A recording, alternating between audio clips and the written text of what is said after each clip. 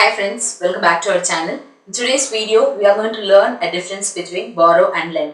Borrowக்கும் lendக்கும் என்ன வித்தியாசம் அப்படிங்கறத நம்ம இன்னைக்கு பார்க்க போறோம். நீங்க இன்னுமே நம்மளோட சேனல் சப்ஸ்கிரைப் பண்ணாம இருந்தீங்கன்னா மறக்காம சப்ஸ்கிரைப் பண்ணிடுங்க. பக்கத்துல இருக்க பெல் ஐகானை பிரஸ் பண்ணுங்க. அப்பதான் நான் கொடுக்கிற புது வீடியோஸ் உங்களுக்கு நோட்டிஃபை ஆகும். If you are ready, let's begin the class.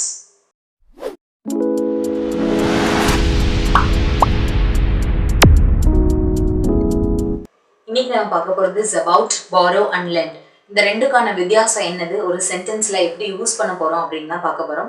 But இதுக்கு ரெண்டுக்கான மீனிங் ஒரே விஷயம் தான், அது கடன்.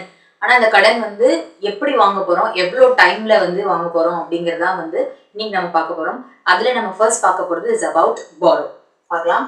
To take and use something that belongs to someone else for a period of time. அதாவது ஏதாவது ஒரு பொருள் மற்ற இன்னொருத்தவங்களோட சொந்தமா இருக்கிற பொருளை ஒரு பீரியட் ஆஃப் டைமுக்கு நம்ம யூஸ் பண்ணிட்டு we should return it. அதான் நம்ம என்னன்னு சொல்லணும்னா borrow அப்படின்னு சொல்லுவோம். இப்போ அதுக்கு எக்ஸாம்பிள் பார்க்கலாம். I'm borrowing a friend's car for the weekend. இந்த சென்டென்ஸோட மீனிங் என் ஃப்ரெண்டு காரை இந்த வீக்கெண்டுக்காக I'm going to borrow from him அப்படிங்கிறதா இந்த சென்டென்ஸோட மீனிங். அதாவது உங்க ஃப்ரெண்டோட காரை இந்த வீக்கெண்டுக்கு நீங்க வாங்க போறீங்க, ஆனா you have to return it. இந்த இடத்துல நம்ம borrow தான் யூஸ் பண்ணணும் because you are going to use that for a period of time. ஒரு பீரியட் ஆஃப் டைமுக்கு யூஸ் பண்ணிட்டு நீங்க கொடுத்துருவீங்க. So next I will borrow some money on the house.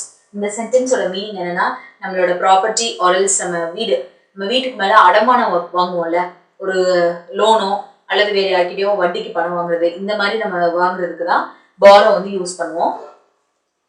Next may I borrow your knife. இது actually is a question sentence. அதாவது இதை நம்ம interrogative sentence அப்படின்னு சொல்லுவோம். ஏன்னா இங்க கொஸ்டின் மார்க் இருக்கிறதுனால இதுக்கு என்ன அர்த்தம் அப்படின்னா, உன்னோட நைஃபை நான் வாங்கிக்கலாமா, கொடுப்பியா கொடுக்க மாட்டியா, அதான் எஸ் ஐ கிவ் அப்படிங்கிறது இதோட ஆன்சர். ஒரு பீரியட் ஆஃப் டைம்ல நீங்க யூஸ் பண்ணிட்டு யூ ஷுட் ரிட்டர்ன் தட். அதுதான் borrow அப்படின்னு நம்ம சொல்லுவோம். Next example, you can borrow these books from the library for a weekend. அதாவது செட் ஆஃப் புக்ஸ் இருக்குது, இந்த புக்ஸை லைப்ரரியில இருந்து இந்த வீக்கெண்டுக்கு நீ வாங்கிக்கலாம் அப்படிங்கிறதா இந்த சென்டென்ஸோட மீனிங். ஆக்சுவலி இது என்னன்னா, அந்த செட் ஆஃப் புக்ஸை நீங்க இந்த வீக்கெண்ட்ல யூஸ் பண்ணிட்டு ரிட்டர்ன் பண்ணிடணும். So we have to use borrow here. Next sentence could I borrow your phone? இது actually this is a question. As I said already to you, it is a interrogative sentence. இதுக்கு என்ன அர்த்தம் அப்படின்னா, உன்னோட போனை நான் use பண்ணிக்கலாமா அப்படிங்கிறதா இந்த சென்டென்ஸோட மீனிங். ஸோ இந்த இடத்துல we have to use borrow. How long may I borrow this notebooks? This is also interrogative sentence. இதுக்கு என்ன அர்த்தம் அப்படின்னா, எவ்வளோ நாளைக்கு உன்னோட நோட் புக்ஸை நான் யூஸ் பண்ணலாம், ஒரு certain period of time. either it may be 2 நாளா இருக்கலாம் அல்லது 1 வீக்கா இருக்கலாம். ஸோ அப்படி கேட்கறதுக்கும் we have to use borrow because period of time and then return it அப்படிங்கிறதுனால we have to use borrow here. Next நம்ம பார்க்க போகிறது lend. இந்த லெண்டுக்கும் borrowவும் கிட்டத்தட்ட எல்லாமே ஒன்று போல தான் இருக்கும், ஆனால் ஒரு சின்ன சேஞ்ச் மட்டும் தான் இருக்கும். borrow அப்படிங்கிறது நீங்களா கேட்டு வாங்குறதா நம்ம borrowன்னு சொல்லுவோம், அவங்களா கொடுத்தாங்கன்னா அது நம்ம lend அப்படின்னு சொல்லுவோம். அதான் இதோட difference. you can see that to give something to somebody, ஏதோ ஒரு பொருள் யாருக்கோ, or allow அல்லது அவங்கள யூஸ் பண்ண சொல்றது, allow them to use something that belongs to you. உங்களோட பொருளை யாருக்கோ நீங்க கொடுத்து யூஸ் பண்ண சொல்றீங்க. அது பீரியட் ஆஃப் டைம்லாம் கிடையாது, அவங்க யூஸ் பண்ணிட்டு அவங்களா தான் ரிட்டர்ன் பண்ணுவாங்க. அதுதான் நம்ம என்னன்னு சொல்றோம்னா lend அப்படின்னு சொல்லுவோம். எக்ஸாம்பிள் பார்க்குறப்போ you can get a clear idea in this.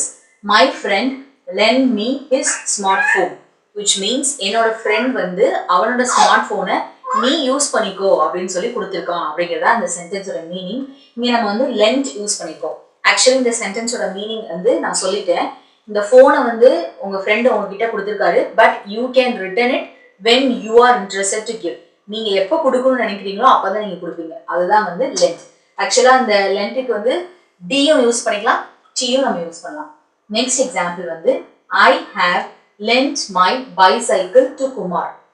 இந்த சென்டென்ஸோட மீனிங் என்னோட சைக்கிளை குமார் கிட்ட நான் கொடுத்துருக்கேன், which means குமாரை யூஸ் பண்ண கொடுத்துருக்கேன், அவரை அலோவ் பண்ணியிருக்கேன். அதான் இந்த சென்டென்ஸோட மீனிங். குமார் எப்போ யூஸ் பண்ணி கொடுக்கணும்னு நினைக்கிறாரோ அப்போதான் எனக்கு திருப்பி கொடுப்பாரு. அதுதான் ரைட். அதனால நம்ம lend யூஸ் பண்ணோம். Next example, the library will lend you 5 books for 2 weeks. Actually இந்த சென்டென்ஸோட மீனிங் என்ன அப்படின்னா, அந்த லைப்ரரியில 5 books கொடுக்குறாங்க, இந்த 2 வீக்ஸ்க்கு நீங்க யூஸ் பண்ணிக்கலாம் அந்த 5 புக்ஸை அப்படிங்கிறதா இந்த சென்டென்ஸோட மீனிங். Actually they are giving this offer. அந்த லைப்ரரிக்காரங்க வந்து உங்களுக்கு இந்த ஆஃபர் கொடுக்குறாங்க, அதனால இங்க வந்து நம்ம லென்ட் அப்படின்னு யூஸ் பண்றோம்.